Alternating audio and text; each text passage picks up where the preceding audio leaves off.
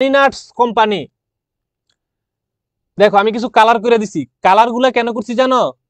আবার এটা different colour, এটা একটু ডিফারেন্ট, এটা একটু ডিফারেন্ট, এটার একটা উদ্দেশ্য আছে। উদ্দেশ্যটা কি? পরীক্ষার ভিতরে যখন আমাকে প্রশ্নটা দিবে, প্রশ্ন যখন আমি পড়বো, এই তারিখগুলা নিচে আমার দাগ দিতে হবে, কারণ তারিখগুলা ভেরি মাচ ইম্পর্টেন্ট। যে কোন তারিখে আমি কি করছি, কি অঘটন কোন তারিখে আমি ঘটাইছি, সেটা হচ্ছে খুবই ইম্পর্টেন্ট। তাহলে হানি নাটস প্রথম অঘটনটা ঘটাইছে 2022 সালের 1 জানুয়ারি। সে কি অঘটন ঘটাইছে? সে 2 লক্ষ টাকা ব্যয় করে একটা মেশিন কি করছে? ক্রয় করছে। লিহা অ্যাকাউন্টিং ক্লাস আরো হয়েছে, তোমরা হচ্ছে শিহাব, আচ্ছা সমস্যা নাই, এখান থেকে শুরু করো। তুমি ভালো টাইমে আসছো, এই অঙ্কটা করবো আমরা এখন, তারপরে তুমি লাইভের শুরু থেকে শেষ হওয়ার পর দেখে নিও। অ্যাকাউন্টিং ক্লাস একটা না, অ্যাকাউন্টিং ক্লাস আগে আরো 2টা হয়েছে, আরেকটা হবে এই সপ্তাহতেই, কালকে হইতে পারে বা মঙ্গলবার হইতে পারে বা বৃহস্পতিবার হইতে পারে। সেটা হচ্ছে প্রথম আর দ্বিতীয় অধ্যায়ের আমাদের কিছু বাকি ছিল, সেই বাকি ক্লাসটা আমরা নিব ইনশাল্লাহ।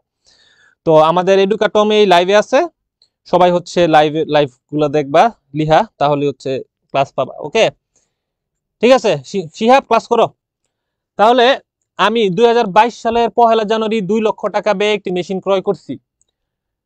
বহন খরচ ছিল 5,000, বিমা খরচ 2,000, সংস্থাপন ব্যয় 15,000 টাকা।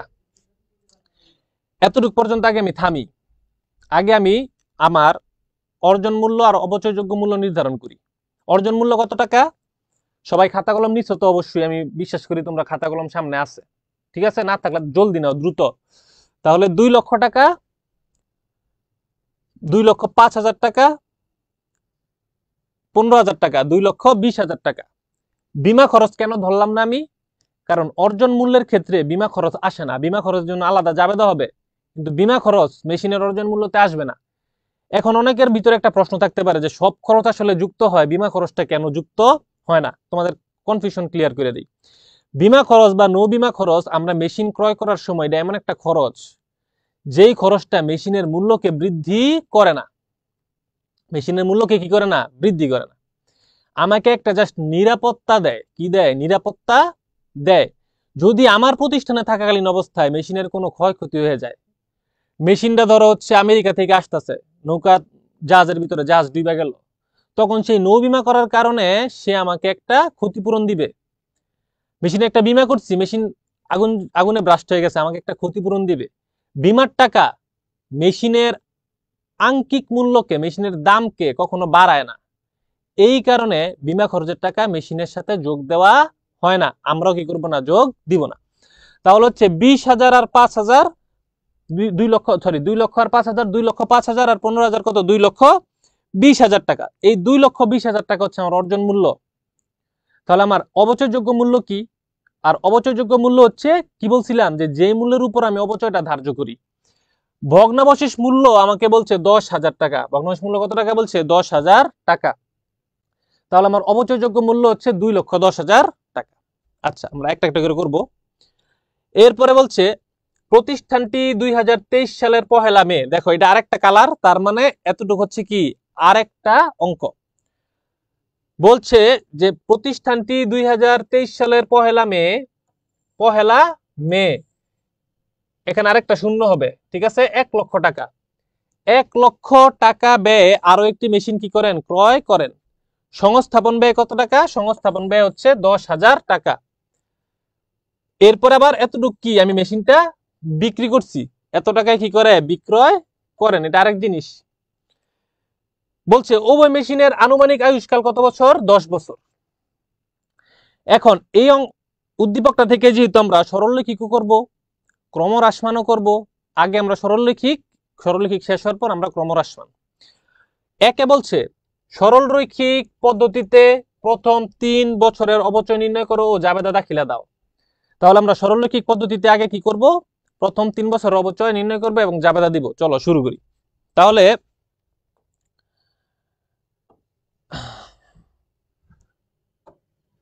ওকে,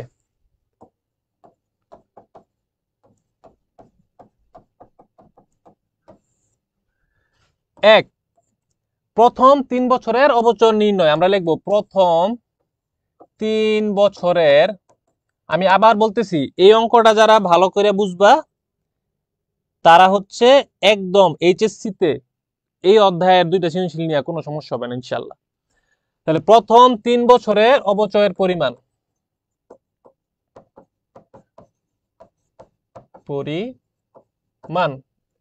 সরল রৈখিক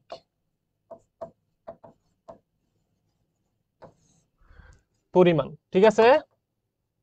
ওকে, তাহলে আমি মেশিনটা ক্রয় করছি কবে? সব দাগ চলে গেছে, সমস্যা নাই। মেশিন ক্রয় করছি 2022 সালে, মেশিন ক্রয় করছি 2022 সালে।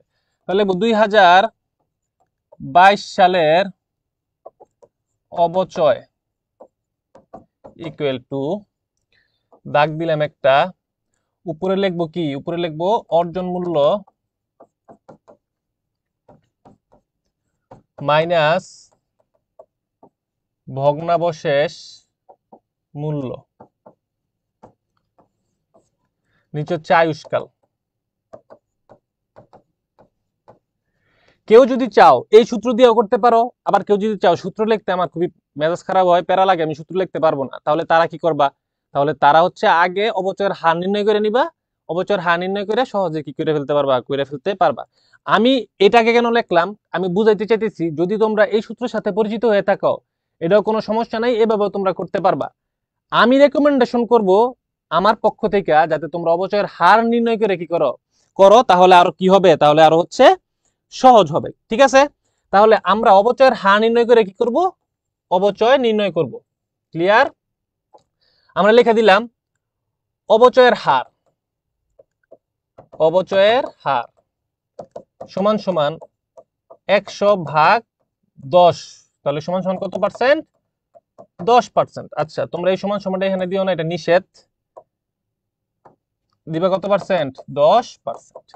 এরপরে লিখবা 2022 সালের অপচয়, 2022 সালের অপচয় সমান সমান, দেখো আমার অপচয়যোগ্য মূল্য কত ছিল?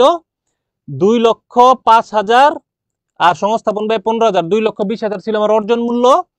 আর আমার ভগ্নাবশেষ মূল্য ছিল কত টাকা? ভগ্নাবশেষ মূল্য ছিল আমার 10,000 টাকা। তাহলে 2,20,000 টাকা থেকে 10,000 টাকা যদি আমি বাদ দেই, আমার অপচয়যোগ্য মূল্য কত হবে? 2,10,000 টাকা হবে, 2,10,000 টাকা হবে। তাহলে আমি লিখে দিব অপচয়যোগ্য মূল্য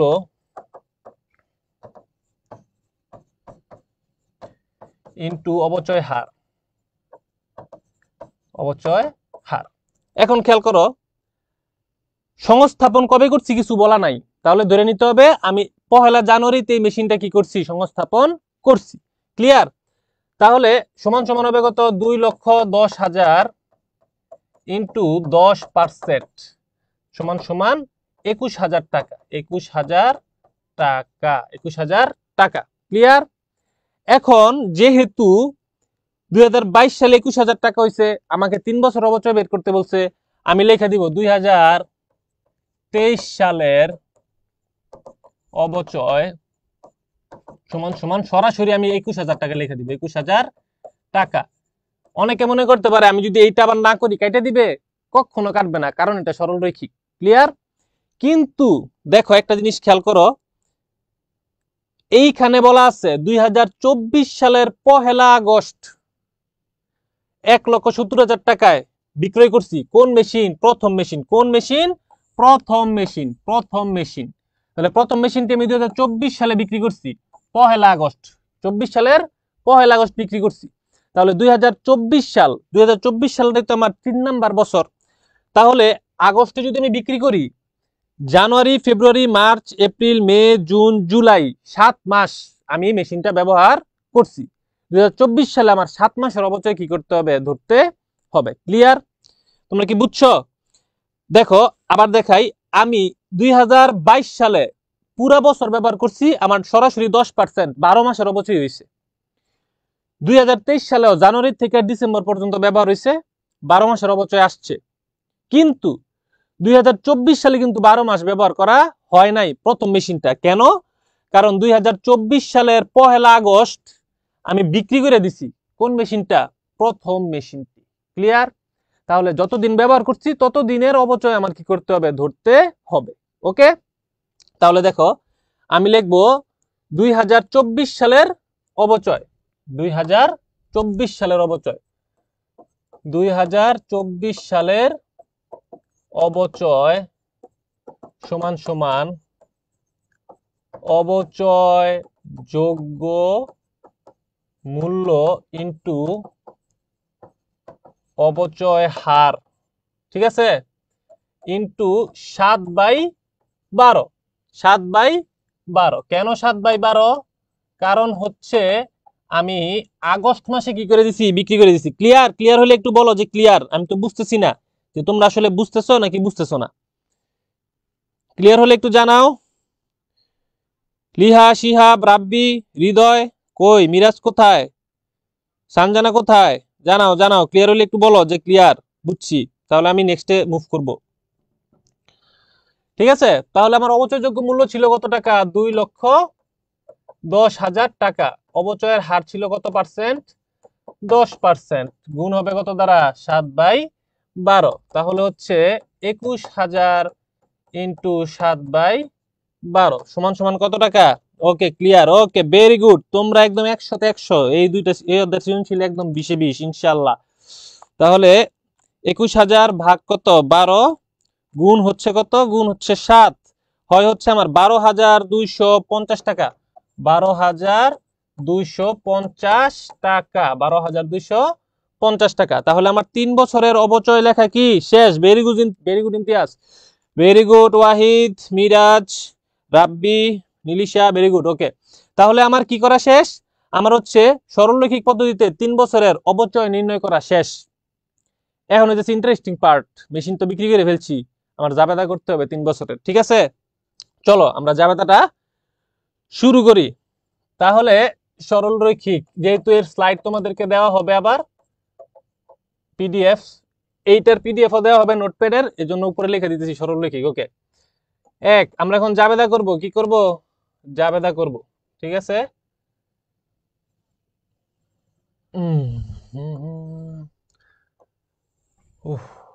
ওকে, দেখো তাহলে যদি জাবেদার ছক কি? তারিখ, বিবরণ, খতিয়ান পৃষ্ঠা, ডেবিট টাকা, ক্রেডিট টাকা। এটা বেশি বড় হয়ে গেছে। তারিখ, বিবরণ, খতিয়ান পৃষ্ঠা, ডেবিট টাকা, ক্রেডিট টাকা। ওকে, তারিখ, বিবরণ, খতিয়ান পৃষ্ঠা, ডেবিট, ক্রেডিট। তাহলে আমি 2022 সালের জানুয়ারির 1 তারিখে মেশিন ক্রয় করছিলাম। 2022 সালের জানুয়ারির 1 তারিখে আমি মেশিন ক্রয় করছিলাম। আমার হচ্ছে মেশিন ক্রয় খরচ হচ্ছে কত টাকা? 2 লক্ষ টাকা। বহন খরচ ছিল কত টাকা? 5,000 টাকা। সংস্থাপন ব্যয় কত টাকা ছিল? 15,000 টাকা। টোটাল হইতেছে 2,20,000 টাকা। বিমা খরচ আসবে না। কেন আসবে না? বারবার বলছি, মাথায় এই জন্য বারবার কেন বলতেছি, যাতে পরীক্ষাতে তোমাদের ভুলটা না হয়। পরীক্ষাতে ভুল হলে আমার খুব খারাপ লাগবে। এখন ভুল হয়ে গেল সমস্যা নাই, পরীক্ষাতে ভুল হওয়া যাবে না। তাহলে বিমা খরচ কি হবে না? বিমা খরচ কখনোই কি হবে না? আসবে না। তাহলে 2,05,000, 15,000, 2,20,000 টাকা। তাহলে আমি লিখবো মেশিন হিসাব ডেবিট, মেশিন হিসাব ডেবিট 2,20,000 টাকা। 2,20,000 টাকা। আর ব্যাংক হিসাব লিখবো ক্রেডিট, ব্যাংক হিসাব ক্রেডিট 2,20,000 টাকা। আমাকে অনেকেই জিজ্ঞাসা করে যে ভাইয়া আমাদেরকে কি ব্যাখ্যা দিতে হবে জাবেদার? অবশ্যই জাবেদার ব্যাখ্যা দিতে হবে, নয়তো 4টা জাবেদা লিখবা, নাম্বার পাবা 2। যদি পরীক্ষাতে বলে ব্যাখ্যার প্রয়োজন নেই, তাহলে ব্যাখ্যা কি করবা না? দিবা না। বারে বারে বলে দিতেছি, খুব ভালো করে জাবেদা দিয়ে আসবা। যে জাবেদা পারে সে অবশ্যই জাবেদার ব্যাখ্যা পারে। একটু অলসতার কারণে 2টা নাম্বার হারাবা না। ঠিক আছে, তাহলে যদি বলে যে ব্যাখ্যার প্রয়োজন নাই, তাহলে ব্যাখ্যা দিবা না, নয়তো ব্যাখ্যা দিবা, লেখা দিবা মেশিন ক্রয়, মেশিন ক্রয় করা হলো, মেশিন ক্রয় করা হলো। ক্লিয়ার? ওকে, এরপরে 2022 সালে আমার আর কিছুই কি নাই। ওকে, 2022 সালে আমি শুধু অবচয় দিব। এখন লেখা দিব ডিসেম্বর 31।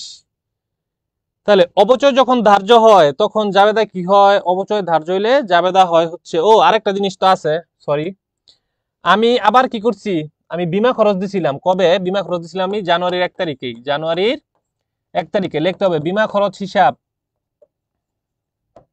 বিমা খরচ হিসাব ডেবিট, নগদান হিসাব অথবা ব্যাংক হিসাব। ব্যাংক হিসাবে লিখি ব্যাংক হিসাব, ব্যাংক হিসাব ক্রেডিট। কত টাকা? কত টাকা? টাকা হচ্ছে 2000 টাকা। কত টাকা? 2000 টাকা। তাহলে এখানে লেখা দিব 2000, এখানে লেখা দিব কত টাকা? 2000 টাকা। আমি ব্যাখ্যাতে লেখা দিব বিমা খরচ প্রদান, বিমা খরচ প্রদান। ক্লিয়ার? ওকে, তাহলে 2টা জাবেদা আমার কি শেষ, আরো 2টা জাবেদা আছে 2022 সালে। সবসময় মনে রাখবা, যদি প্রথম বছরে কোনো জাবেদা যদি না থাকে, মেশিন ক্রয়ের জাবেদা এবং অবচয়ের 2টা জাবেদা থাকবেই। দ্বিতীয় বছর যদি মেশিন ক্রয় না করি, তাহলে তো মেশিন ক্রয়ের জাবেদার কোনো প্রয়োজন নাই। কিন্তু যদি আমি মেশিন ক্রয় করি, তাহলে মেশিন ক্রয়ের জাবেদা কি করতে হবে? দিতে হবে। ক্লিয়ার? আচ্ছা, ও আমাদের একটু মিস্টেক হয়ে গেছে। মিস্টেকটা কি? আমরা আবার আগের স্লাইডগুলোতে ফিরে যাই। তোমরা কেউ মনে করাইলে না? আচ্ছা, আগের স্লাইডগুলোতে ফিরে যাই। দেখো, আমরা প্রতিষ্ঠানটি আমরা কি করছিলাম? আমরা আবার 2023 সালের 1 মে 1 লক্ষ টাকা খরচ করে একটা কি করছিলাম? মেশিন ক্রয় করছিলাম। 2023 সালের 1 মে 1 লক্ষ টাকা ব্যয় আরো একটি মেশিন ক্রয় করেছি, যার সংস্থাপন ব্যয় ছিল কত টাকা? 10,000 টাকা। দেখো, দ্বিতীয় মেশিনের কোনো কিন্তু কি নাই, আয়ুষ্কাল নাই। এটা একটু মিস্টেক হয়ে গেছে, কথার কারণে মিস্টেক হয়ে গেছে। আচ্ছা দেখো, তাহলে এটার কিন্তু কোনো কি নাই, ভগ্নাবশেষ মূল্য নাই। যদি ভগ্নাবশেষ মূল্য না থাকে, নিজের থেকে ধরে নিবা, ধরে নেওয়ার কোনো দরকার নাই। ভগ্নাবশেষ মূল্য নাই মানে ভগ্নাবশেষ মূল্য নাই, শূন্য। ক্লিয়ার? আচ্ছা, তাহলে 2023 সালের 1 মে 1 লক্ষ টাকা ব্যয়ে আরেকটি মেশিন ক্রয়, সংস্থাপন ব্যয় 10,000 টাকা। তাহলে মেশিনের দাম কত টাকা ছিল? মেশিনের দাম ছিল 2023 সালে 1,10,000 টাকা। 2টা মেশিনের, এই যে উভয় মেশিনের আয়ুষ্কাল যেহেতু 10 বছর, দ্বিতীয় মেশিনের উপর আমি যেই হারে অবচয় ধরবো, সেই অবচয়ের হারটাও 10%, প্রথম মেশিনের মতোই। তাহলে 2022 সালে আমার কোনো কিছু নাই, 2023 সালের অবচয় তো আমি নিচে জায়গা রাখছিলাম এই জন্যই যে 2023 সালে তো আমি একটা মেশিনের অবচয় লিখছি, প্রথম মেশিন। দ্বিতীয় মেশিনের অবচয়টা আমার কি করতে হবে? লিখতে হবে। আবার লিখবো আমরা 2023 সালের অবচয়, 2023 সালের অবচয় সমান সমান 1,10,000 ইন্টু 10% ইন্টু, দেখো আমি 2023 সালের 1 মে ক্রয় করছিলাম। কখন ক্রয় করছিলাম? আর এটা তো 1 লাখ, ঠিক আছে, এটা 1 লাখ, একটা শূন্য মিস হয়ে গেছে। আমি 1 মে কি করছিলাম? ক্রয় করছিলাম। তাহলে May, June, July, August, September, October, November, December, 8 মাস আমার কি হয়েছে? ব্যবহার হয়েছে। এই কারণে আমার অবচয় ধরতে হবে কয় মাসের? 8 মাসের। তাহলে 12 দ্বারা ভাগ, 8 দ্বারা কি গুণ, তাহলে কত টাকা আসে? তাহলে টাকা আসে হচ্ছে আমার 11,000। 1,10,000 10% হচ্ছে 11,000। 11,000-কে ভাগ দিব কত দিয়া? 11,000-কে ভাগ দিব 12 দিয়ে, গুণ দিব হচ্ছে 8, হয় হচ্ছে 7,333 টাকা। 7,333.33 টাকা। 3 যখন আসবে, 3 আর ধরার দরকার নাই, শুধু রাউন্ড ফিগারটা রাখবা, 33 টাকা, 7,333 টাকা। ক্লিয়ার? তাহলে আমার 2023 সালের মোট অবচয় কত? 21,000 আর 7,333 টাকা, তার মানে 28,333 টাকা হচ্ছে আমার কি 2023 সালের মোট অবচয়। ক্লিয়ার? এরপর দেখো 2024 সালের এটাও কি ছিল? প্রথম মেশিনের অবচয় ছিল। কিন্তু 2024 সালের দ্বিতীয় মেশিনের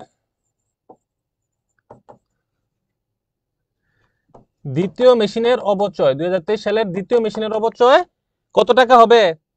1,10,000 ইন্টু 10%, কারণ 2024 সালে সেটা পুরা বছর ব্যবহার হয়েছে 11,000 টাকা। তাহলে মোট অবচয় কত? 12 আর 11 কত? 23,250 টাকা। তাহলে 2024 সালের মোট অবচয় 23,000 কত টাকা? 250 টাকা। ক্লিয়ার? আচ্ছা, এখন আমরা আবার আমাদের জাবেদাতে কি করি? ব্যাক করি। তাহলে 2022 সালের 2টা জাবেদা দেওয়া শেষ। মেশিন ক্রয়ের একটা দেওয়া শেষ, বীমা খরচেরটাও দেওয়া শেষ। আর 2022 সালে আর দুইটা জাবেদা আছে, অবচয় ধার্য, অবচয় কি সমন্বয়, অবচয় ধার্য, আরেকটা কি অবচয় সমন্বয়ের জাবেদা। ক্লিয়ার? ওকে।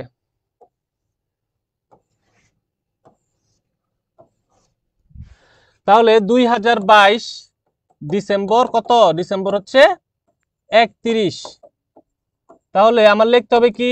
আমার লিখতে হবে অবচয় হিসাব, অবচয় হিসাব কি ডেবিট, আর পুঞ্জীভূত অবচয় হিসাব, পুঞ্জীভূত অবচয় হিসাব হবে কি ক্রেডিট। কত টাকা আমার অবচয় ছিল? কত টাকা? দেখো প্রথম বছর 2022 সালে আমার একটা মেশিনই ছিল, 2022 সালের আমার একটা মেশিনের অবচয় ছিল কত টাকা? 21,000 টাকা। ঠিক আছে, 21,000 টাকা। তাহলে আমি কত টাকা লিখবো এখানে? আমরা লিখবো 21,000 টাকা। কত টাকা? 21,000 টাকা। ক্রেডিট লেখা দিব কত টাকা? 21,000 টাকা। ডেবিট ক্রেডিট খতিয়ান পৃষ্ঠা।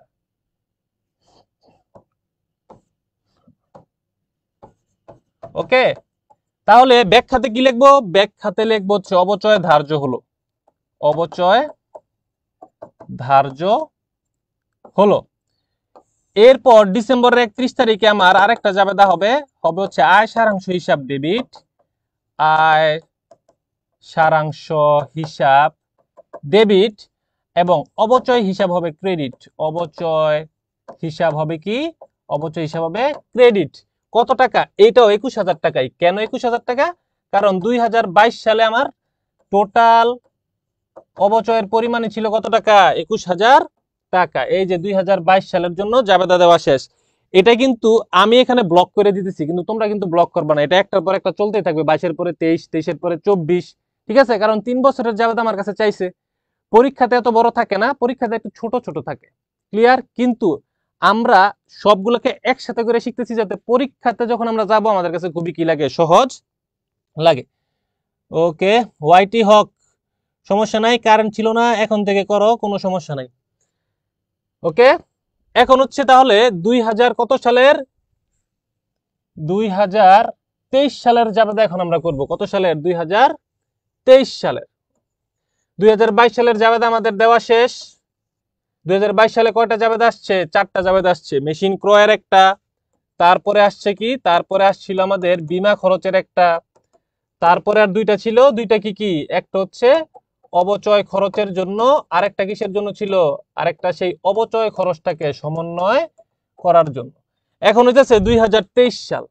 তাহলে 2023 সালে আমার প্রথম জাবেদা হবে মে মাসের 1 তারিখে। কি হবে? মেশিন ক্রয়, মেশিন হিসাব। মেশিন হিসাব হবে কি ডেবিট, আর ব্যাংক হিসাব হবে আমার কি? ব্যাংক হিসাবটা হবে আমার ক্রেডিট। ব্যাংক হিসাব হবে আমার কি? ক্রেডিট। আচ্ছা, তাহলে কত টাকা হবে? তাহলে হবে 1,10,000 টাকা। 1,10,000, আবার হবে কত? 1,10,000 টাকা। আমি লিখে দিব কি? লিখে দিব মেশিন ক্রয়, মেশিন ক্রয় করা হলো, মেশিন ক্রয় করা হলো। ক্লিয়ার? আচ্ছা, এরপরে দেখো 2023 সালে, 2023 সালে মেশিন ক্রয় করার পর আমি আর কোনো কাজ করি নাই, শুধু কি হয়েছিল? অবচয় হয়েছিল। এই কারণে মেশিন ক্রয়ের জাবেদা দেওয়ার পর 2023 সালে আমি শুধু আর অবচয়ের দুইটা জাবেদা দিব, অবচয়ের দুইটা জাবেদা দিব। ডিসেম্বর 31 লিখে দিব অবচয় হিসাব, অবচয় হিসাব ডেবিট, পুঞ্জীভূত অবচয় হিসাব কি ক্রেডিট। লিখে দিব অবচয় ধার্য হলো, অবচয় ধার্য হলো। তারপরে এই অবচয়টাকে ক্লোজ করে দেওয়ার জন্য আমার আবার লিখতে হবে কি? আয় সারাংশ হিসাব ডেবিট, আয় সারাংশ হিসাব হবে কি? ডেবিট, আর হবে কি? অবচয় হিসাব কি হবে? অবচয় হিসাব হবে কি? অবচয় হিসাব হবে ক্রেডিট। ক্লিয়ার? অবচয় হিসাব হবে কি ক্রেডিট। ওকে, কত টাকা হবে, কত টাকা হবে দেখো খেয়াল করো, আমাদের 2023 সালে আমাদের অবচয় ছিল 21,000 প্রথম মেশিনের, দ্বিতীয় মেশিনে ছিল 7,333 টাকা। 21,000 আর 7,333 হলো 28,333 টাকা। তাহলে আমাদের টাকার অঙ্ক কত হবে? আমাদের টাকার অঙ্ক হবে 28,333, 28,333। এখানেও সেম 28,333, 28,333। আমাদের 2023 সালের যাবে দেওয়া কি শেষ। মজা হবে 2024 সালে যাওয়ার পর, ঠিক আছে? তাহলে 2023 সালের যাবে দেওয়া আমাদের কি দেওয়া আছে? 2023 সালে কয়টা যাবে আসছে? 3টা। মেশিন ক্রয়ের জন্য একটা, অবচয়ের জন্য কয়টা আসছে? 2টা। অবচয় ধার্য করার সময় একটা, আবার হচ্ছে অবচয়কে ক্লোজ করার জন্য একটা। এখানে লিখতে হবে কি অবচয় সমন্বয় হলো, অবচয় খরচ সমন্বয়। এতটুকু লেখা দিলে কি আমার ব্যাখ্যা দেওয়া হয়ে যাবে। ক্লিয়ার? বুঝতেছো তোমরা? Nilisha 28,333, very good. Sanjana very good. Rabbi Hossain clear. Okay, এখন হচ্ছে আমার দেখো তাহলে 2023 সালে আমার হচ্ছে কয়টা জাবেদা? 3টা জাবেদা। 2022 সালে আমার প্রথমে জানুয়ারির 1 তারিখে মেশিন ক্রয়ের জন্য একটা হয়েছে। জানুয়ারির 1 তারিখে বিমা খরচ 2,000 টাকা প্রদান করছি, তার জন্য একটা হয়েছে। 2022 সালে আবার অবচয়ের জন্য আমার কয়টা হয়েছে? 2টা হয়েছে। লেখা দিতে হবে অবচয় খরচ সমন্বয়, অবচয় খরচ সমন্বয়। যদি ব্যাখ্যা ছাড়া, ব্যাখ্যার প্রয়োজন নেই বলা থাকে, তাহলে শুধু আমরা ব্যাখ্যাটা কি করব না, দিব না। আর যদি আমাদেরকে কি বলে যে ব্যাখ্যার প্রয়োজন নেই, এটা যদি বলা না থাকে, তাহলে আমরা অলসতা করব না। প্লিজ রিকোয়েস্ট, কেউ অলসতা করবে না, একটু কষ্ট করে ব্যাখ্যাগুলো দিয়ে দিবা। জাবেদা পারলে ব্যাখ্যা তুমি অবশ্যই পারো, ঠিক আছে? নয়তো হচ্ছে তোমাদের 2 নাম্বার কিন্তু কি করে দিবে, কাইটা দিবে। ওকে, 28,333 কেন হলো স্যার? হালকা করে বলে দেন। দেখো 28,333 একটু ভারী করেই বলি, সমস্যা নাই। 2023 সালের প্রথম মেশিন, এটা হচ্ছে প্রথম মেশিনের অবচয়, প্রথম মেশিনের। তাহলে প্রথম মেশিনের অবচয় হয়েছিল আমার কত টাকা? 21,000 টাকা। আবার আমার দ্বিতীয় মেশিনের অবচয় হয়েছে কত টাকা? 7,333 টাকা। 2 মেশিনের অবচয় 21,000, 7,333 একসাথে যোগ হয়ে যাওয়ার পর হয়ে গেছে কত টাকা? 28,333 টাকা। ক্লিয়ার? ওকে, এখন আমরা দিব 2024 সালের জাবেদা। এখন দিব আমরা 2024 সালের কি জাবেদা? সরল রৈখিক, সরল রৈখিক 2024 সালের জাবেদা। 2024 সালে আমরা আরেকটা অঘটন ঘটাইছি, একটা বড় সড় অঘটন ঘটাইছি, ঠিক আছে? কি অঘটন? অঘটনটা হচ্ছে আমরা একটা মেশিন কি করে দিছিলাম? বিক্রি করে দিছিলাম, ঠিক আছে? এই অঘটনটা ঘটলে আমাদের মাথাটা কি হয়ে যায়? একটু গরম হয়ে যায়। তাহলে মেশিন আমরা কি করছিলাম? বিক্রি করে দিছি। তাহলে এই মেশিন বিক্রয়ের জাবেদাটা এখন আমরা কি করব? শিখে ফেলবো। ওকে, খতিয়ান পৃষ্ঠা তারিখ। তাহলে কত তারিখের এটা? 2024। 2024-এ আমি কোনো মেশিন ক্রয় করি নাই। 2024-এ আমি কোনো মেশিন কি করি নাই? ক্রয় করি নাই। আমি 2024 সালের 1 আগস্ট 1,70,000 টাকায় একটা মেশিন বিক্রয় করছি। 1,70,000 টাকা একটা মেশিন কি করছি? বিক্রয় করে ফেলছি, ঠিক আছে? কোন মেশিনটা বিক্রয় করছি? প্রথম মেশিন। এই যে প্রথম মেশিনটা আমি কি করছি? বিক্রয় করছি। এখন আমার আগে জাবেদা করার আগে বের করে নিতে হবে যে মেশিন বিক্রয় আমার কি লাভ হয়েছে নাকি আমার কি হয়েছে? ক্ষতি হয়েছে। এখন সেই জিনিসটা আগে আমরা কি করি? নির্ণয় করি। এর আগে আমরা মাথায় নিয়ে নেই যে মেশিনটা আমি 1 আগস্টে কি করছি? বিক্রি করছি 1,70,000 টাকায় বিক্রি করছি। এখন দেখো, এটা করার আগে আমরা লাভ ক্ষতিটা কি করি? নিচে একটু নির্ণয় করি। যদি মেশিনের অর্জন মূল্য আমার কত ছিল? প্রথম মেশিন,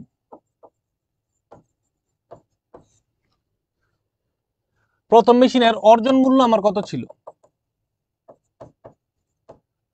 আচ্ছা, আমি তোমাদেরকে যদি পরীক্ষাতে ধরো এটা কতে আসলো, যে লাভ বা ক্ষতি কি করো? নির্ণয় করো। কতে আসলো, তাহলে কতে আমি কিভাবে অ্যান্সার করে দিব? মেশিনের লাভ বা ক্ষতি নির্ণয়, এটা সরাসরি আমি কিভাবে অ্যান্সার করব সেটাই তোমাদেরকে এখানে একবারে করে বুঝাই দিই।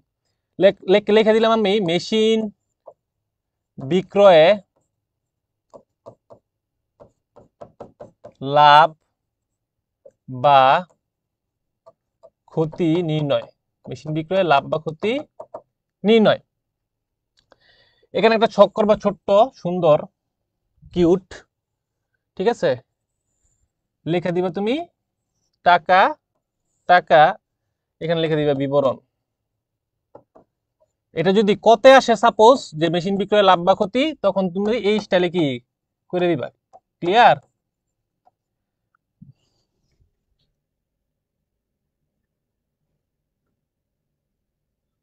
দেখো একটু খেয়াল করো যে বিবরণ টাকা টাকা। প্রথমে আমাদের কি লিখতে হবে, আমাদের বের করতে হবে মেশিনের পুস্তক মূল্য।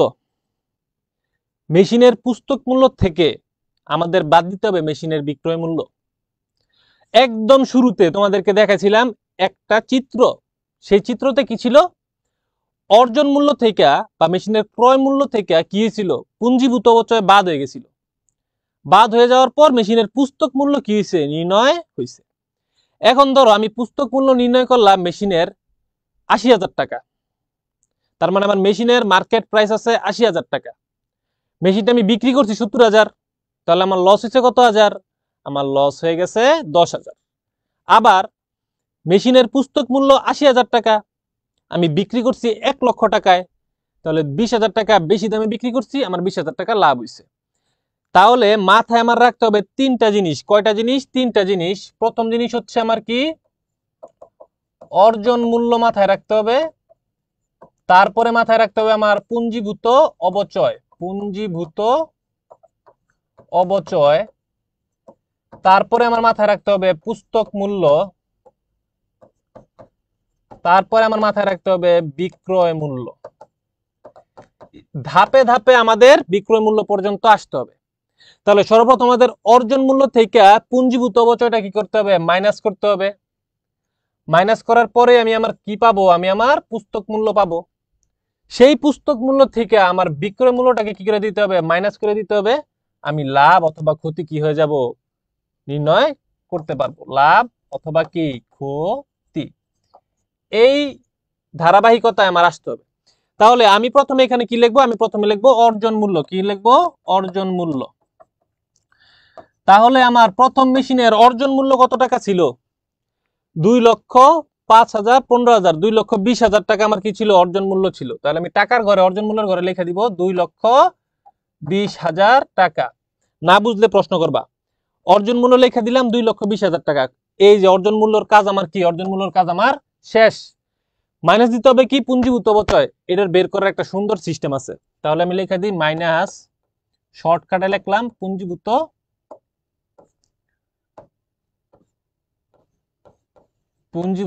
অবচয়, পুঞ্জীভূত অবচয়।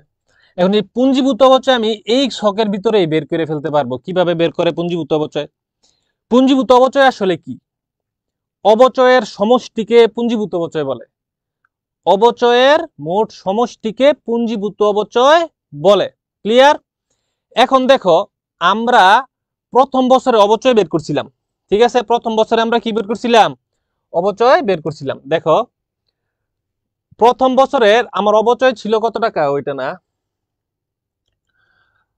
প্রথম বছরে আমার অবচয় ছিল কত টাকা, আমার অবচয় ছিল 21,000 টাকা। এই মেশিনের এক বছর অবচয় ছিল কত টাকা, 21,000 টাকা।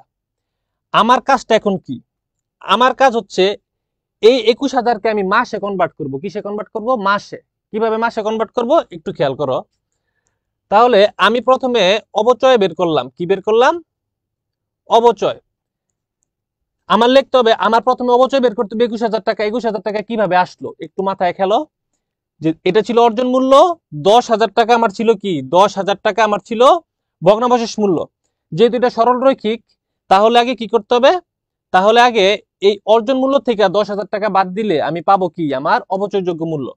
আমি লিখলাম 2,10,000 ইন্টু 10%।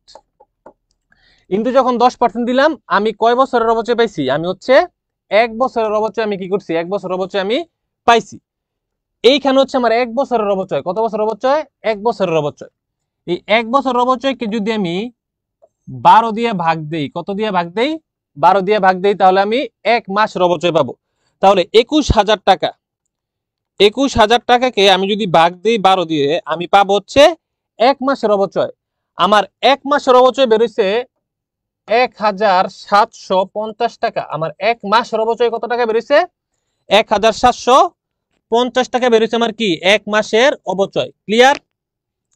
এখন আমার দেখতে হবে যে আমি মেশিনটা টোটাল কত মাস, বছর না কিন্তু, কত মাস আমি মেশিনটা কি করছি ব্যবহার করছি। তাহলে দেখো 2022 সালের 1 জানুয়ারি আমি ক্রয় করছি, 12 মাস ব্যবহার করছি। 2022 সাল, 2023 সালের আমি 12 মাস কি করছি ব্যবহার করছি, টোটাল হচ্ছে 24 মাস। 2024 সালের 1 আগস্ট বিক্রি করে দিছি। তাহলে জানুয়ারি, ফেব্রুয়ারি, মার্চ, এপ্রিল, মে, জুন, জুলাই, 7 মাস। আগস্টে তো আমি সেল করে দিছি। 2024-এর 7 মাস আমি কি করছি ব্যবহার করছি। তাহলে 24 আর 7 কত? 24, 25, 26, 27, 28, 29, 30, 31 মাস আমি মেশিনটা টোটাল ব্যবহার করছি। তাহলে 31 দিয়ে যদি আমি এখন গুণ দিয়ে দেই, তাহলে এই টোটাল 31 মাসের অবচয়ের মোট টাকাটা কি হবে বের হয়ে যাবে। তাহলে দেখো 2,10,000 ইন্টু 10%, এক বছর অবচয় বের হইছে, মানে 12 মাসের। সেই 12 মাসের অবচয়কে আমি ভাগ দিছি 12 দিয়ে, এক মাসের অবচয় বের হইছে কত টাকা? 1750 টাকা। সেই এক মাসের অবচয়কে আমি এখন গুণ দিয়ে দিব 31 দিয়ে। কত দিয়ে? 31। তাহলে 1750 ইন্টু 31 টাকা হবে 54,250 টাকা। 54,250 টাকা আমি এখানে লিখে দিব 54,250 টাকা। এই টাকাটা আমি মাইনাস করে দিব। বুঝা গেছে? Very good Sanjana, very good Nilisha, very good. Okay, দেখো তাহলে 54,250 টাকা মাইনাস করে দেওয়ার পর আমার কত টাকা থাকতেছে? 2,20,000 মাইনাস 54,250 টাকা, 1,65,750 টাকা। 1,65,750 টাকা। এই টাকাটা হচ্ছে আমার কি মূল্য? এই টাকাটা হচ্ছে আমার পুস্তক মূল্য। কি মূল্য? পুস্তক মূল্য। তার মানে আমার মেশিনের বর্তমান প্রাইস, মার্কেট প্রাইস যেটা আছে সেটা কত টাকা? 2,65,750 টাকা। তার মানে আমার পুস্তক মূল্য নির্ণয় করা শেষ। মাইনাস করে দিতে হবে কি বিক্রয় মূল্য। আমি বিক্রয় করছি কত টাকা দিয়ে? 1,70,000 টাকা আমি বিক্রি করছি, 1,70,000 টাকায়। তাহলে মাইনাস বিক্রয় মূল্য, মাইনাস কি বিক্রয় মূল্য, মাইনাস কি বিক্রয় মূল্য কত টাকা? 1,70,000 টাকা। 1,70,000 টাকা। তাহলে আমি যদি এটা থেকে 1,70,000 টাকা কি করি মাইনাস দেই, তাহলে আমার ক্ষতি আসে কত টাকা? ক্ষতি আসে 4,250 টাকা। 4,250 টাকা। ঠিক আছে? তাহলে এখানে লিখে দিব আমি ক্ষতি। এখানে লিখে দিব কি ক্ষতি কত টাকা? 4,250 টাকা। ক্লিয়ার? বুঝা গেছে? তোমরা কি বুঝতে পারছো? ওকে, 1,65,750 এটা হচ্ছে আমার কি মূল্য? এটা হচ্ছে আমার পুস্তক মূল্য। 1,65,750 পুস্তক মূল্য। বিক্রয় মূল্য 1,70,000, ক্ষতি হয়েছে কত হাজার? 4,250 টাকা। আর আমার পুঞ্জীভূত অবচয় কত? পুঞ্জীভূত অবচয় হচ্ছে 54,250 টাকা। ক্লিয়ার? আচ্ছা, এখন যদি আমরা এটার জাবেদা দেই তাহলে দেখো বিক্রয় মূল্য কত টাকা ছিল? 1 লক্ষ, ও সরি, এটা ক্ষতি না, এটা হবে কি আমার লাভ হবে। কি হবে? লাভ হবে। কেন লাভ হবে একটু দেখো। কারণ হচ্ছে আমার পুস্তক মূল্য ছিল 1,65,000, মার্কেট প্রাইস ছিল কত টাকা? 1,65,000 টাকা। কিন্তু বিক্রয় মূল্য 1,70,000 টাকা। বিক্রয় মূল্য কত টাকা? 1,70,000 টাকা। তার মানে আমার মার্কেট প্রাইস থেকে আমার বিক্রয় মূল্যের পরিমাণ কি বেশি টাকা। বিক্রয় মূল্যের পরিমাণ হচ্ছে বেশি। কত টাকা বেশি? 1,70,000। তাহলে বিক্রয় মূল্য কত টাকা বেশি? 4,250 টাকা বেশি। 4,250 টাকা কি বেশি। তাহলে আমার লাভ কত টাকা? আমার লাভ হবে, হ্যাঁ আলামিন, ক্ষতি না, লাভ হবে, লাভ। ঠিক আছে? তাহলে আমার লাভ হবে কত টাকা? আমার লাভ হবে 4,250 টাকা। ক্লিয়ার? ওকে, এখন এটার জাবেদা যদি আমাদের করতে হয়, কি করতে হয়? জাবেদা করতে গেলে দেখো আমার টাকা পাইছি আমি হাতে কত? টাকা পাইছি আমি 1,70,000। কত টাকা পাইছি? 1,70,000 টাকা আমি হাতে পাইছি। তাহলে আমি লিখবো আগস্ট 1 নগদান হিসাব, নগদান হিসাব হবে কি? নগদান হিসাব হবে ডেবিট কত টাকা? 1,70,000 টাকা, 1,70,000 টাকা। ঠিক আছে, 1,70,000 টাকা। আর আমি ক্লাসের শুরুতেই বলছিলাম একটা জিনিস, যে আমাদের পুঞ্জীভূত অপচয় কখন ডেবিট হয়? যখন আমরা মেশিনটা কি করি? বিক্রি করি। তাহলে আমরা মেশিন বিক্রি করার সময় আমার পুঞ্জীভূত অপচয় বেরোছিল কত টাকা? পুঞ্জীভূত অপচয় বেরোছিল 54,250 টাকা। তাহলে আমার পুঞ্জীভূত অপচয় হিসাব ডেবিট হবে কত টাকা? পুঞ্জীভূত অপচয় হিসাব, পুঞ্জীভূত অপচয় হিসাব আমার ডেবিট হবে কত টাকা? আমার ডেবিট হবে 54,250 টাকা, 54,250 টাকা। এখন যেহেতু মেশিন বিক্রয় করার আমার লাভ হয়েছে, আমি লিখবো বিক্রয়জনিত লাভ, বিক্রয়জনিত লাভ হিসাব ক্রেডিট, কারণ লাভ একটা আয়, ক্রেডিট হবে কত হাজার? 4,250 টাকা, 4,250 টাকা। আর মেশিন হিসাব হবে ক্রেডিট, মেশিন হিসাব হবে ক্রেডিট। আমার মেশিনটা কত টাকার ছিল? 2,20,000 টাকার মেশিন ছিল। তাহলে আমি এখানে মেশিন হিসাব ক্রেডিট করে দিব 2,20,000 টাকা। ক্লিয়ার? যদি কোনো সমস্যা থাকে জলদি কমেন্ট করে জানাও, তাহলে আমি লাগলে আবার বুঝাই দিব যদি কারো আবার বুঝতে সমস্যা হয়। তাহলে আমি নগদে পাইছিলাম 1,70,000, আমি নগদান হিসাব ডেবিট করছি 1,70,000। আমি এই মেশিনের বিপরীতে, যাতে আমি সময় শেষ হওয়ার পর বা বিক্রি করার পর আমি যাতে নতুন মেশিন কি করতে পারি? ক্রয় করতে পারি। সেই কারণে আমি মেশিনের জন্য জমাইতে পারছি কত হাজার? 54,250 টাকা। আমার পুঞ্জীভূত অপচয় কত? 54,250 টাকা। আমার লাভ হয়েছিল কত? আমার লাভ হয়েছিল 4,250 টাকা।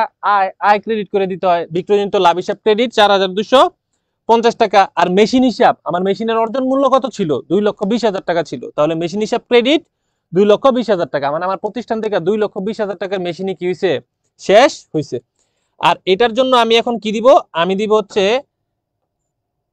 লিখবো মেশিন বিক্রয় করা হলো, মেশিন বিক্রয় করা হলো। ব্যাখ্যা কি দিয়ে দিব? মেশিন বিক্রয় করা হলো। ক্লিয়ার?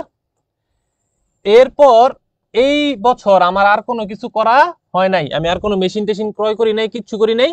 তাহলে আমার এই বছর আর যাবে তবে দুইটা, ডিসেম্বর 31-এ একটা, আবার ডিসেম্বর 31-এ কি একটা। প্রথমটা হবে অপচয় হিসাব, অপচয় হিসাব কি হবে? ডেবিট। আর পুঞ্জীভূত অপচয় হিসাব, পুঞ্জীভূত অপচয় হিসাব কি হবে? পুঞ্জীভূত অপচয় হিসাব হবে ক্রেডিট। লিখে দিব আমি অপচয় ধার্য, অপচয় ধার্য। ক্লিয়ার? তারপরে আবার আরেকটা কি হবে? আরেকটা হবে যে আয় সারাংশ হিসাব, আয় সারাংশ হিসাব হবে কি? ডেবিট। আর অপচয় হিসাব কি হবে? অপচয় হিসাব হবে ক্রেডিট। এখন মজার কথা হচ্ছে টাকার পরিমাণে কত টাকা, টাকার পরিমাণে কত টাকা। তাহলে 2024 সালে আমাদের ছিল প্রথম মেশিনের 12,250, দ্বিতীয় মেশিনের 11,000। তাহলে 12,000 আর 11,000 23,000, 23,250 টাকা। কত টাকা? 23,250 টাকা। আমরা এখানে লিখে দিব 23,250, 23,250 টাকা। আবার 23,250 টাকা, 23,250 টাকা। ক্লিয়ার? তাহলে সরলরৈখিক পদ্ধতিতে আমাদের 3 বছরের কি অপচয় এবং আমাদের 3 বছরের জাবেদা নির্ণয় করা কি কমপ্লিট। ক্লিয়ার? এখন আমরা কি করব? এখন হচ্ছে আমরা অপচয় হিসাব, পুঞ্জীভূত অপচয় হিসাব, মেশিন হিসাব প্রস্তুত করব। এইটা প্রস্তুত করতে আমাদের এখন কোনো সময় আর তেমন একটা লাগবে না। ক্লিয়ার? তাহলে দেখো, প্রথমে আমি তৈরি করতেছি, লেখা দিই সরল রৈখিক, সরল। আমি প্রথমে করব অপচয় হিসাব। এখন তোমাদের একটু মনোযোগ দিতে হবে, বুঝতে হবে। আর একটু এতক্ষণ দিছো এর জন্য তোমাদের অনেক অনেক ধন্যবাদ। এটা আর একটু মনোযোগ দাও। এটা একটা সহজ শর্টকাট টেকনিক তোমাদেরকে এখন শিখাই দিব। তারিখ, বিবরণ, জাবেদা পৃষ্ঠা, ডেবিট ক্রেডিট জের ডেবিট ক্রেডিট, এখানে হবে জের, এখানে হবে কি ডেবিট ক্রেডিট, এখানেও হবে ডেবিট ক্রেডিট। খতিয়ান করার সময় লিখতে হয় কি জাবেদা পৃষ্ঠা, আর জাবেদা করার সময় লিখতে হয় কি খতিয়ান পৃষ্ঠা, বিবরণ তারিখ। তাহলে আমাকে কত বছরের, তামিম এত লেট কেন? ওয়ালাইকুম আসসালাম। ব্যাংক হিসাব 17। ওকে ইমতিয়াজ, ঠিক আছে, ভেরি গুড। কুমিল্লা বোর্ড থেকে এমন অঙ্কই আসে, কুমিল্লা বোর্ডে যাতে পারো এই কারণে এই অঙ্ক, এত কঠিন অঙ্ক শিখাইতেছি, ঠিক আছে, কিন্তু সহজভাবে দেখো। তাহলে আমাকে বলছে অবচয় হিসাব, পুঞ্জীভূত অবচয় হিসাব, মেশিন হিসাব প্রস্তুত করো কয় বছরের জন্য? 3 বছরের জন্য। আমি প্রথমে লিখবো, এই যে এখন আমি যেভাবে লিখবো একদম সরাসরি এইভাবে জাস্ট লিখতে থাকবা পরীক্ষার খাতায়, জাস্ট খালি লিখতে থাকবা, আর কোনো কাজ নাই। প্রথমে লিখবা 2022 ডিসেম্বর 31 ডিসেম্বর 31, আবার লিখবা 2023 ডিসেম্বর 31 ডিসেম্বর 31, আবার লিখবা 2024 ডিসেম্বর 31 ডিসেম্বর 31। ক্লিয়ার? এরপরে সরাসরি লিখতে থাকবা কি, প্রথমে লিখবা, দেখো আমরা যখন জাবেদা করছিলাম, জাবেদাতে একটা জিনিস দেখো আমরা করছি কি, অবচয় হিসাব ডেবিট, পুঞ্জীভূত অবচয় হিসাব ক্রেডিট। তাহলে অবচয়ের সাথে দুইটা হিসাব আসে, একটা হলো পুঞ্জীভূত অবচয়, আরেকটা আছে কি আয় সারাংশ। তাহলে পুঞ্জীভূত অবচয়, অবচয়কে কি করছিল? ডেবিট করছিল। এই কারণে পুঞ্জীভূত অবচয়ের টাকাটা আমাদের কোথায় লিখতে হবে? ডেবিট পাশে লিখতে হবে। তাহলে আমরা লিখে দিব, শুধু লিখতে থাকবো পুঞ্জীভূত অবচয় হিসাব, তারপরটা লিখবো আয় সারাংশ হিসাব, আয় সারাংশ হিসাব। আবার লিখবো আমরা কি পুঞ্জীভূত অবচয় হিসাব, আবার লিখবো আয় সারাংশ হিসাব।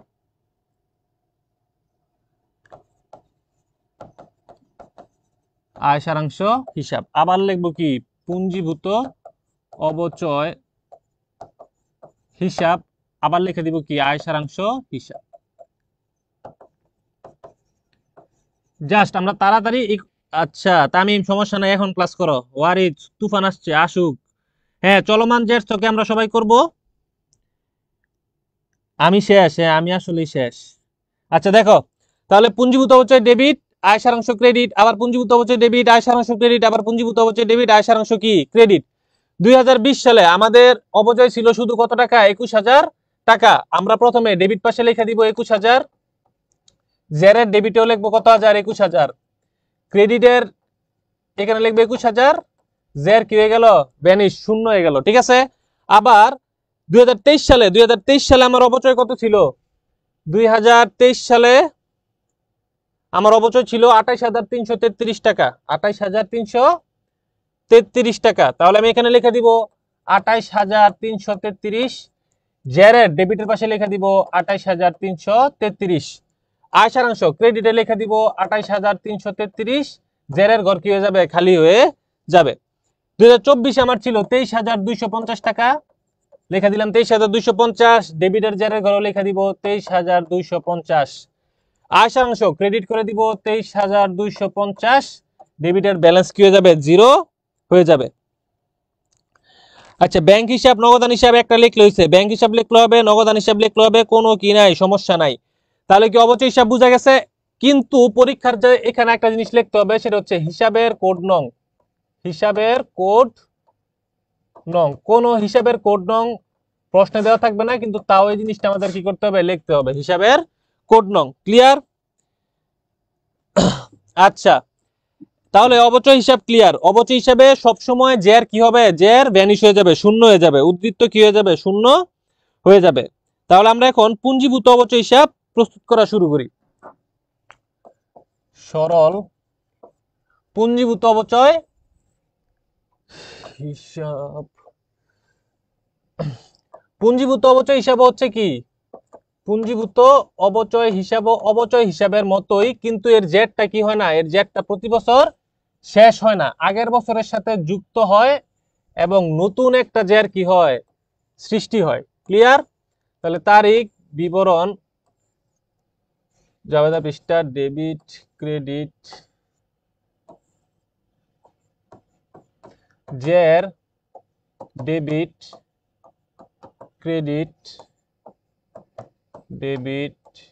ক্রেডিট এখানে হবে কি খতিয়ানে কি হয় জাবেদা পৃষ্ঠা বিবরণ আর হবে তারিখ। তাহলে আবার আমি লিখবো আগের মতো 2022 ডিসেম্বর 31, এটার ভিতরে শুধু একটাই আছে ডিসেম্বর 31। আবার লিখবো 2023 ডিসেম্বর 31। অনেক বইয়ে জানুয়ারির 1 তারিখও আনে, সেটা আনার দরকার নাই। আবার লিখবো 2024 ডিসেম্বর 31। লিখতে থাকবো অবচয় হিসাব। আবার লিখবো কি অবচয় হিসাব। আবার লিখবো কি অবচয় হিসাব। এখন আমার প্রথম বছরের অবচয় হিসাব কত ছিল? প্রথম বছরের অবচয় হিসাব দেখো, পুঞ্জীভূত অবচয় কিন্তু ক্রেডিট, এই কারণে আমার অবচয় হিসাবের টাকাটাও ক্রেডিট পাশে কি করতে হবে? ক্রেডিট পাশেই লিখতে হবে। তাহলে প্রথমটা ছিল 21,000, আমি এখানে লিখবো 21,000। জেরের ক্রেডিট পাশে আমি লিখে দিব 21,000। তারপরেরটা ছিল কত? 28,333। 28,333 ক্রেডিটে কি হয়? প্লাস হয়। ভুল সংশোধনীতে আমরা শিখছিলাম ক্রেডিটে কি হয়? প্লাস হয়। তাহলে 28,333 যোগ হবে কত? যোগ হবে 21,000। টোটাল হবে হচ্ছে 49,333। এরপরে আবার হবে 23,250। 23,250। তাহলে এর সাথে আবার যোগ হবে কত? 23,250। টোটাল হয়েছে কত? 72,583। 72,583। এই যে পুঞ্জীভূত অবচয় কি শেষ। শুধু আমাদের অবচয় নির্ণয় করতে যে সময়টুকু দরকার, তাহলেই এরপরে আর কোনো সমস্যা নাই, খুব দ্রুত কি করা যায়? ক্লিয়ার? তাহলে পুঞ্জীভূত অবচয় হিসাব আর অবচয় হিসাব সবার শেষ।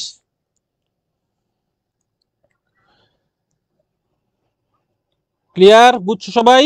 একটু কমেন্ট করো জলদি, তাহলে আমরা মেশিন হিসাবে যাব। পুঞ্জীভূত অবচয় হিসাব আর অবচয় হিসাব দুইটাই পরীক্ষাতে আসবে 100% শিওর। তো পুঞ্জীভূত অবচয় হিসাব আসলে আমরা কি করব? শুধু প্রথমে 2022 সাল ডিসেম্বর 31, 2023 ডিসেম্বর 31, 2024 ডিসেম্বর 31 অবচয় হিসাব এভাবে শুধু লিখতে থাকবো। 22-এর অবচয় হিসাব ক্রেডিট পাশে লিখবো, জেরের ক্রেডিট পাশে লিখবো।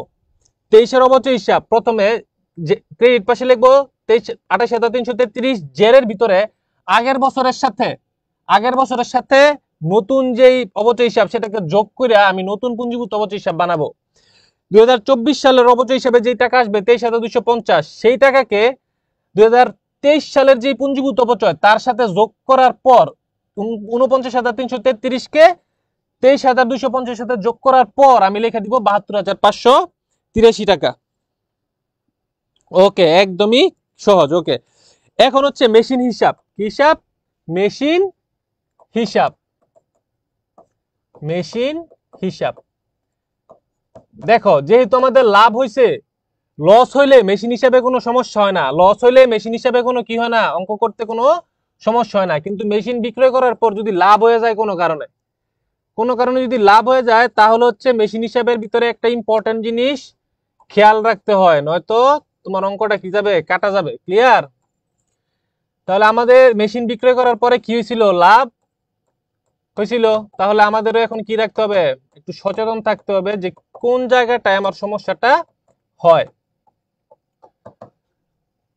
জাবেদা পৃষ্ঠা বিবরণ তারিখ। তাহলে আমি প্রথম 2022 সালে একটা কি করছিলাম? মেশিন ক্রয় করছিলাম। 2022 সালে একটা মেশিন আমি ক্রয় করছিলাম কত টাকা দিয়ে? 2022 লিখে দিব 2022 জানুয়ারি 1। মেশিন যেহেতু ক্রয় করছিলাম লিখবো ব্যাংক হিসাব, অথবা চাইলে কেউ নগদান হিসাবও লিখতে পারো, সমস্যা নাই। নগদান হিসাব কত টাকা ছিল? 2,20,000।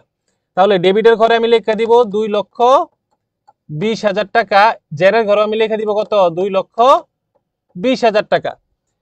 তারপর 2023 সাল আমাকে আবার লিখতে হবে জানুয়ারি 1, লিখতে হবে ব্যালেন্স বিডি।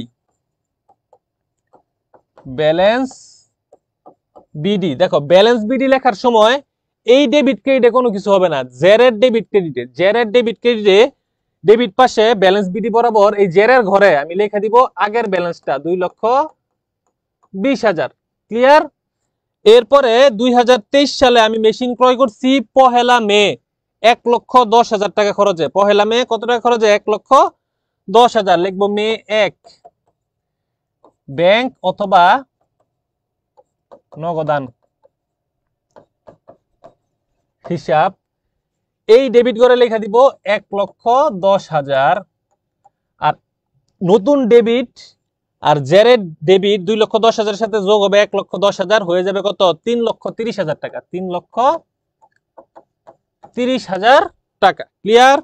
ওকে, হ্যাঁ এইটা শেষ করে নামাজের বিরতি দিয়ে দেওয়া উচিত, দিব। ওকে, তারপরে 2024 লিখবো জানুয়ারি 1, আবার লিখবো ব্যালেন্স বিডি। এই ঘরে 3,30,000 নিচে আমি আবার লিখে দিব 3,30,000 টাকা। জেরের ঘরে 3,30,000 টাকা। এখন একটা জিনিস খেয়াল করো, জাবেদা, আমাদের জাবেদাতে যাইতে হবে। এখন আমরা জাবেদাতে কি লিখছিলাম? নগদান হিসাব ডেবিট 1,70,000, পুঞ্জীভূত অবচয় হিসাব ডেবিট 54,250 টাকা। এই দুইটা ছিল ক্রেডিট। একটা জিনিস মাথায় রাখতে হবে যে বিক্রয়জনিত লাভের যে 4,250 টাকা, সেই টাকাটা কিন্তু 1,70,000 টাকার ভিতর অন্তর্ভুক্ত। আবার বলি, বিক্রয়জনিত লাভের 4,250 টাকা, এইটা হচ্ছে নগদান হিসাবের 1,70,000 টাকার ভিতরে অন্তর্ভুক্ত। সেটা লাভের টাকা, মেশিনের উপর কোনো প্রভাব সেটা ফেলবে না। তাহলে আমাদের মাথায় রাখতে হবে, যদি মেশিন বিক্রয়ে লাভ হয়, নগদান হিসাবে যে টাকা থাকবে সেই টাকা থেকে আমরা কি করব? আমরা বিক্রয়জনিত লাভের টাকা 4,250 টাকাকে আমরা এখন 1,70,000 টাকা থেকে মাইনাস করব। ক্লিয়ার? তাহলে 1,70,000 থেকে যদি আমরা 4,250 টাকা বাদ দেই, আমাদের থাকে 1,65,750 টাকা। 1,65,750 টাকা। তাহলে আমরা কি করব? আমরা যখন খতিয়ানটা করব, এইখানে আমরা লিখবো আগস্টের 1, আগস্ট 1 নগদান হিসাব। নগদান হিসাব, যেহেতু মেশিন বিক্রি করে দিছি, মেশিন হিসাব ছিল ক্রেডিটে, তাহলে নগদের টাকাটা আমার লিখতে হবে এখন কোথায়? ক্রেডিট পাশে। কত টাকা লিখতে হবে? 1,70,000 নাকি 1,65,750 টাকা? লাভের 4,250 বাদ দেওয়ার পর 1,65,750 টাকা আমার কি করতে হবে? লিখতে হবে। ক্রেডিট পাশে আমি লিখবো 1,65,750 টাকা। এখন এই টাকাটা যদি আমি 3,30,000 টাকা থেকে মাইনাস দেই 1,65,750, আমার থাকে 1,64,250 টাকা। 1,64,250 টাকা। 1,64,250 টাকা। ঠিক আছে, এখন আবার আগস্টের 1 তারিখে আমার মাইনাস দিতে হবে কি? মাইনাস দিতে হবে পুঞ্জীভূত অবচয় হিসাব। পুঞ্জীভূত অবচয় হিসাব। আমার পুঞ্জীভূত অবচয় হিসাবে কত টাকা ছিল? আমার পুঞ্জীভূত অবচয় হিসাবে ছিল 54,250 টাকা। 54,250 টাকা। তাহলে পুঞ্জীভূত অবচয় হিসাব আমি ক্রেডিট পাশে কত টাকা লিখবো? 54,250 টাকা। তাহলে আমার এখানে থাকবে 1,10,000 টাকা। ঠিক আছে, তাহলে এটা হচ্ছে আমার কি? মেশিন হিসাবের খতিয়ান 1,10,000 টাকা। তাহলে আমার 2,20,000 টাকা মেশিন গায়েব। যে 1,10,000 টাকা মেশিন আমার প্রতিষ্ঠানে আছে, সেইটাই আমার জেরে এখন কত আছে? 1,10,000 টাকা আছে। আর আমার মনে রাখতে হবে কি? মেশিন বিক্রয় যদি আমার লাভ হয়, মেশিন বিক্রয় যদি আমার কি হয়? লাভ হয়, তাহলে নগদান হিসাবের টাকা থেকে বিক্রয়জনিত লাভের টাকাটা বাদ দেওয়ার পর যে টাকা থাকবে সেই টাকাটা নগদান হিসাবের আনতে হবে মেশিন হিসাব করার সময়। ক্লিয়ার? আর এখানে থাকবে কি? হিসাবের কোড নং। হিসাবের কোড নং। আর যদি লাভ না হয় কি হয়? লস হয়। লস হইলে কোনো কিছু প্লাস মাইনাস দিতে হয় না, নগদানে যত টাকা থাকে সেই টাকাটাই কি করে দিতে হয়? নিয়ে আসতে হয়। বুঝা গেছে? তাহলে আমরা কি করলাম? আমরা মেশিন হিসাব প্রস্তুত করলাম, আমরা পুঞ্জীভূত অবচয় হিসাব প্রস্তুত করলাম, আমরা অবচয় হিসাবও কি করলাম? প্রস্তুত করলাম। আমরা হচ্ছে কিভাবে মেশিন বিক্রয়ের লাভ ক্ষতি নির্ণয় করে, কতে যদি প্রশ্নটা আসে আমরা কিভাবে করব, সেই জিনিসটা আমরা কি করলাম? শিখলাম। আমরা 2022-23-24 কি জাবেদা হবে 3 বছরের, সেই জাবেদা আমরা কি করলাম? শিখলাম। আর হচ্ছে 3 বছরের অবচয় নির্ণয় করা কি করলাম? আমরা শিখলাম। তাহলে আমাদের এই অঙ্কের সরলরৈখিক পদ্ধতিতে যে জিনিসগুলো আমাদের কাছে চাইছে তা হচ্ছে আমাদের কি দেওয়া শেষ। আমরা নামাজের একটা ব্রেক দিব, নামাজের ব্রেক দেয়া আসার পর আমরা শুধু একটা জিনিস শিখবো। কোন জিনিসটা শিখবো? আমরা শুধু শিখবো যে পুঞ্জীভূত অবচয়, মানে এই অঙ্কের ভিতরেই ক্রমহ্রাসমান পদ্ধতিতে অবচয় কিভাবে বার করে। অবচয় বের করতে পারলে আমরা বাকি যেই খতিয়ানগুলো আছে, জাবেদাগুলো আছে, জাবেদাও সেম টু সেম, খতিয়ানও একদম সেম টু সেম, কোনো চেঞ্জ নাই, শুধু টাকার অঙ্কগুলা কি হয়, চেঞ্জ হয়। সরলরৈখিকে একরকম টাকা হয়, ক্রমহ্রাসমানে আরেক রকম কি হয়, টাকা হয়। অবচয় সারণী কয়টা ঘর হয় বলছিলাম? 5টা ঘর হবে। কয়টা ঘর হবে? 5টা ঘর হবে। সমাপনী, অবচয়, অবচয়ের হার, প্রারম্ভিক পুস্তক মূল্য, আর কি বছর। তাহলে হবে কি বছর, প্রারম্ভিক পুস্তক মূল্য হবে হচ্ছে অবচয় হার, এরপরে হবে কি অবচয়, আর হবে সমাপনী পুস্তক মূল্য।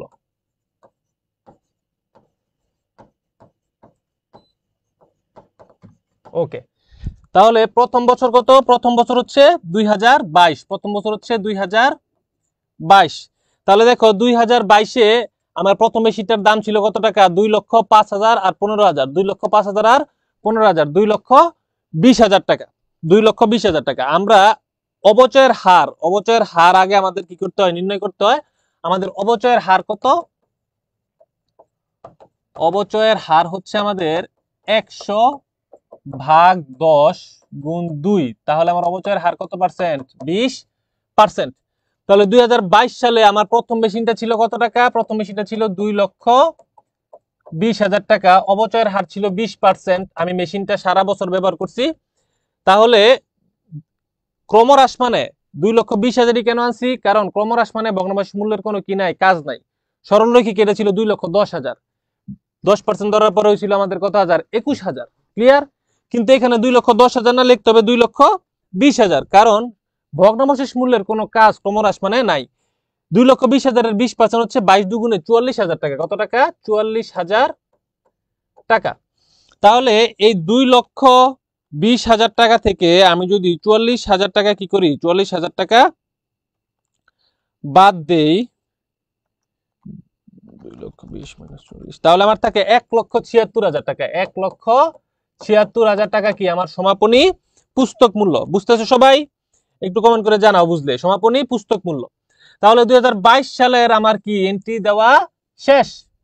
এখন হচ্ছে 2023 সাল। 2023 সাল, এইটা প্রারম্ভিক পুস্তক মূল্য প্রথম মেশিনের হয়ে গেছে কত টাকা? কত? 1,76,000 টাকা। আবার 2023 সালে আমার আরেকটা মেশিন ছিল, সেটার দাম ছিল কত টাকা? 1,10,000 টাকা। প্রথম মেশিনের উপরে 20% অবচয় হবে। প্রথম মেশিনের উপরে 20% অবচয় কি হবে? তাহলে 17,600 গুণ 2, 35,200 টাকা। 35,200 টাকা। দ্বিতীয় মেশিনের উপর 1,10,000 টাকার মেশিনের উপর 1 মে আমি ক্রয় করছি। 1 মে। তাহলে May, June, July, August, September, October, November, December, 8 মাসের কি হবে? অবচয় ধার্য হবে। আমি এখানে লিখে দিব 20% ইন্টু 8/12। তাহলে 11,000-এর 20% হয় হচ্ছে 22,000 টাকা। 11,000-এর 20% হচ্ছে 22,000 টাকা। তাহলে 22,000 টাকাকে আমি ভাগ দিব 12 দিয়ে, গুণ দিব হচ্ছে 8 দিয়ে, হয় হচ্ছে 14,667 টাকা। 14,667 টাকা। তাহলে 1,76,000 টাকা থেকে যদি আমি 35,200 টাকা বাদ দিই, 1,76,000 থেকে 35,200 বাদ দিলে আমার নতুন হয় হচ্ছে 1,40,800 টাকা। আর 1,10,000 টাকা থেকে যদি আমি 14,667 টাকা কি করি, বাদ দিই, তাহলে আমার থাকে 95,333 টাকা। আমার দ্বিতীয় বছরের অবচয় দেওয়া কি শেষ। এখন 2024 সাল, একটু খেয়াল করো।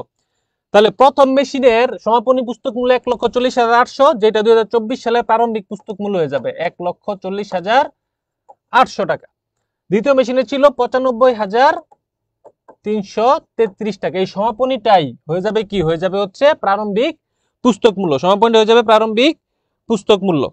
তোমাদের যদি বুঝতে সমস্যা একটু বলো, কেউ আর যদি বুঝতে পারতেছ এমন যদি হয় তাহলে বলো যে বুঝতেছি, আমরা 5:30 নামাজের ব্রেক দিয়ে দিব, তাড়াতাড়ি নামাজ পড়ে চলে আসবো, ঠিক আছে? ওকে, তাহলে এই যে 2024 সালের মেশিনটা আমার কতদিন ব্যবহার করা হয়েছে? আমার 1 আগস্ট পর্যন্ত ব্যবহার করা হয়েছে প্রথম মেশিনটা। তাহলে আমার আগস্ট মাস পর্যন্ত কি ধরতে হবে? অপচয় ধরতে হবে।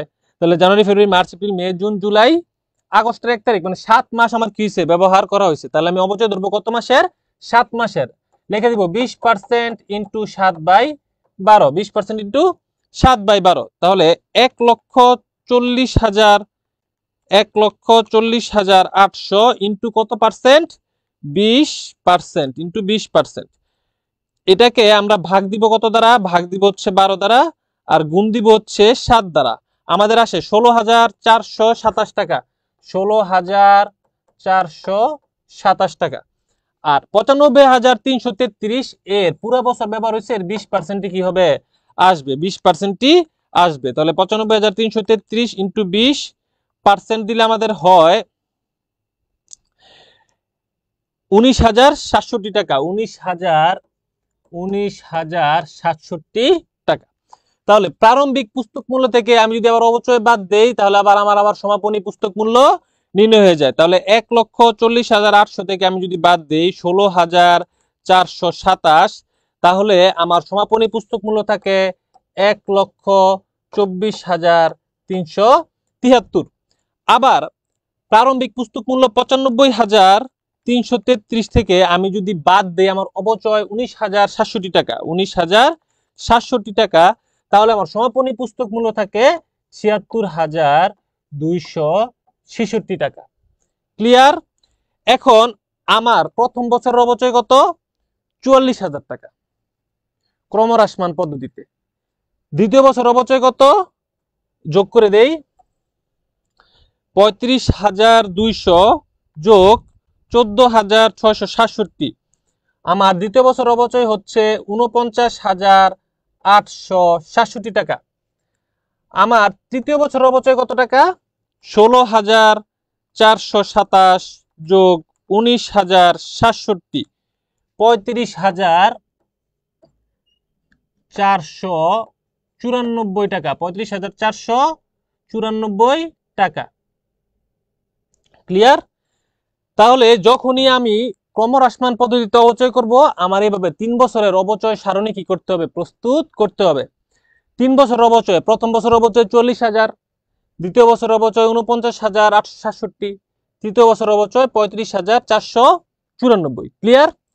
আশা করি তোমরা বুঝছো। যদি কোথাও ক্লিয়ার হয়ে থাকে একটু জলদি কমেন্ট করে জানাও যে ক্লিয়ার। আমরা নামাজের ব্রেকটা দিয়ে দেই। ক্লিয়ার? সবাই ক্লিয়ার? সানজানা, তামিম, আলামিন, ওয়েট সাইমন, ক্লিয়ার?